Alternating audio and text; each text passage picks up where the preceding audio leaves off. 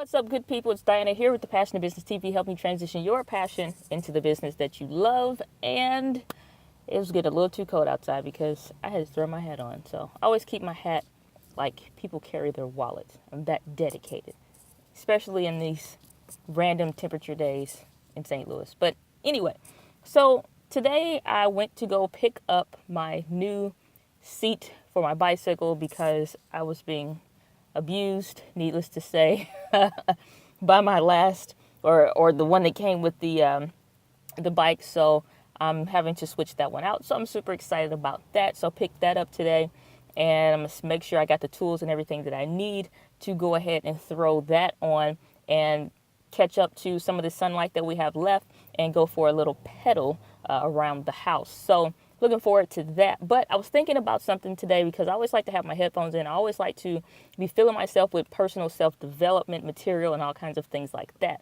So it got me to thinking. And it was just a couple things, just like some conversations with some clients and then some stuff with just things that I just kind of think about to myself. Because if you are not familiar, I journal. I take notes on everything. I'll take a receipt and turn it into a notepad and have a whole new list of videos, blog posts, and stuff like that. So I'm always one to capture my thoughts. And one of the things that I was thinking about today, just kind of on repeat in my mind, so to speak, is a couple questions, two really ones. And it's just, when can you call yourself a professional?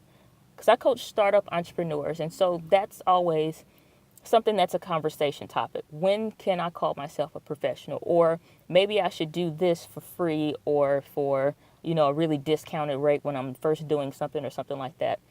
And then the second question is surrounded in that same kind of space, which is, when do you start, increasing your prices based off of whatever it is that you're doing for your particular business?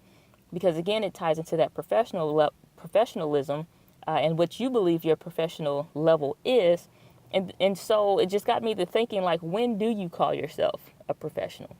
Do you start off calling yourself an amateur? Because I never did. I never did. I can be honest and upfront about saying, no, I'm not familiar with this, or no, I don't, do these particular activities. No, I don't. Like, for example, no, I don't set up nonprofits and stuff like that. No, I don't do this kind of activity or something like that. So, and it's just being okay with saying, yes, I do this, and this is my service specifically, or no, I don't do this, and this is my product or service specifically. And so it's just being okay with what you do and do not do, and being a pro in that. It's not, yes, to a certain extent, it's like, yeah, my professionalism and how well I do a certain thing, speaks to that. But I believe you're a professional at the level that you choose to operate at. And so even if it's not about what you actually can do, I don't think people call themselves a professional based off of their capacity, based off of their ability. Because if we were going off of that as a measure, then you'd be doing so much more, right?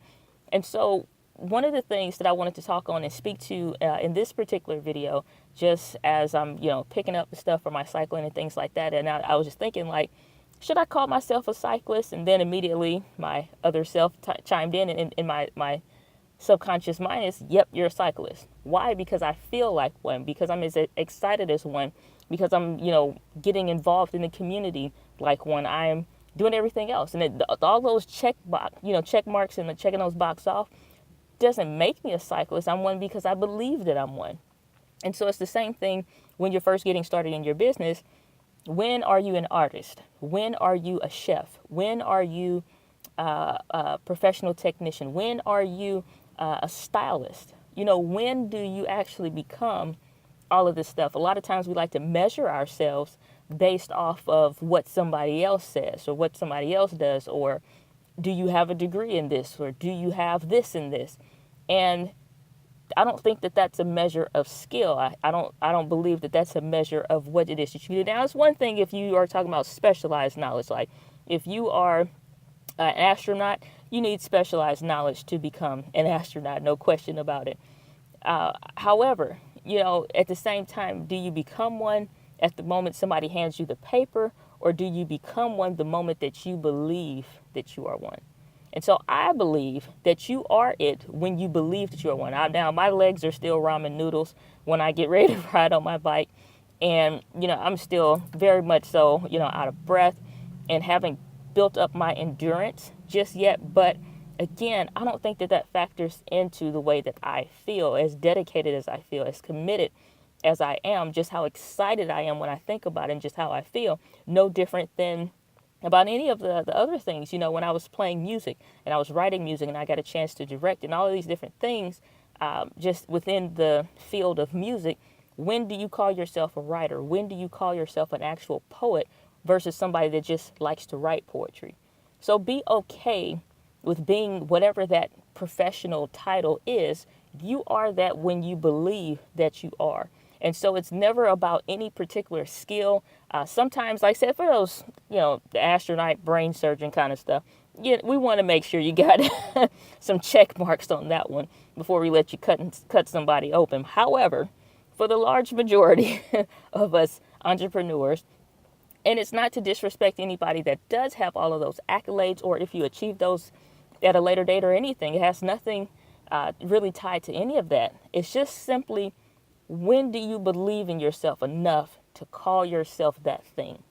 And so that's just my quick message, quick tip for today, is learning to believe in yourself. When you believe in yourself, then you will believe that you've achieved a certain level of success. Yes, everybody likes to have those social proof triggers and things like that to help contribute to whatever it is that's already there. And I think that's one of the factors that people miss. It's all these, anything else, it's already a contributing factor to you being whatever it is that you believe in your heart that you are. And so that's just my quick tip for today, just my little blip here. And so I hope that as you move along in doing whatever thing that you want to do, in whatever business you choose to operate in, and whatever passion it is that you actually want to attack, start a business and start doing, that you understand that you are that stylist when you decide that this is me. This is what I'm going to do. This is where I'm going. And this is something that I absolutely love. And I'm going to make this my business. So as always, my friends, live with passion. And I will see you guys on the next video.